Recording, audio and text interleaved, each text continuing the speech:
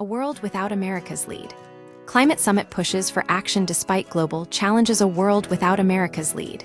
Climate Summit pushes for action despite global challenges. A global climate summit convened in Belém, Brazil, a city nestled on the fragile edge of the Amazon rainforest, underscored an urgent reality. Slowing down global warming is no longer just an environmental imperative, but a necessity for economic growth and energy security. This stark message emerged amidst a backdrop of international discord and escalating climate-fueled disasters. The absence of senior U.S. officials at this gathering was particularly telling. While President Trump has publicly dismissed climate change as a con job, actively undermining global efforts to transition away from fossil fuels, leaders from around the world rallied behind a different vision. Notably absent were any representatives from the U.S., which withdrew from the landmark Paris Agreement under the previous administration. The summit took place against a turbulent global backdrop. International cooperation is strained by war and trade disputes, pushing up prices for essential goods. Simultaneously, extreme weather events exacerbated by fossil fuel emissions are intensifying human suffering. Recent weeks have witnessed devastating storms and hurricanes in Mexico, Jamaica, and Haiti, stark reminders of the escalating climate crisis. Addressing the assembled leaders, UN Secretary-General Antonio Guterres issued a blunt call to action. He condemned both the fossil fuel industry and those governments, captive to its interests, urging them to prioritize the public good over short-term profits. This direct criticism underscored the frustration felt by many world leaders at the glacial pace of global climate action. The summit's diverse roster included representatives from large and small nations alike, both industrialized economies and rapidly developing ones. Their message resonated with a sense of urgency.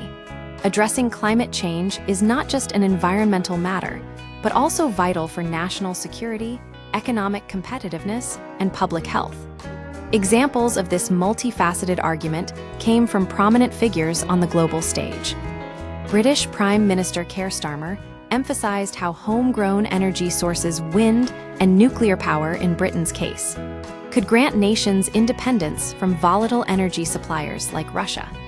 However, he also acknowledged the ongoing struggle to keep electricity prices affordable amidst rapid expansion of renewables.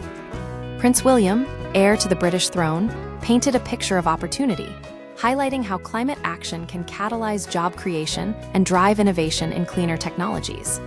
"It's a profound opportunity to build a cleaner economy," he stated. China's Vice Premier Ding Xuexiang championed China's own path toward green and low-carbon development as a means of stimulating economic growth and generating new employment opportunities. Notably, he appealed for removing trade barriers to ensure the smooth flow of clean energy technologies, a clear nod to China's dominance in this sector and its ambition to export solutions to developing nations.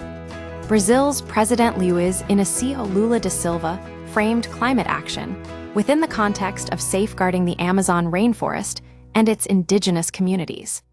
He positioned the summit as a moment for global accountability. "It is the time for the people of the Amazon to ask what is being done by the rest of the world to avoid the collapse of their house," he declared. However, Lula's commitment to climate action remained somewhat compromised by recent decisions. Just weeks before the summit, he authorized oil drilling in the Amazon basin, and despite efforts to reduce deforestation rates during his presidency, soybean cultivation, driven largely by demand from China, has continued to decimate vital ecosystems like the Cerrado. This 30th anniversary gathering of global climate diplomacy came a decade after the landmark Paris Agreement, which called for increasingly ambitious emissions reduction targets from all nations and pledged financial support from wealthier countries to assist developing nations in their transition away from fossil fuels.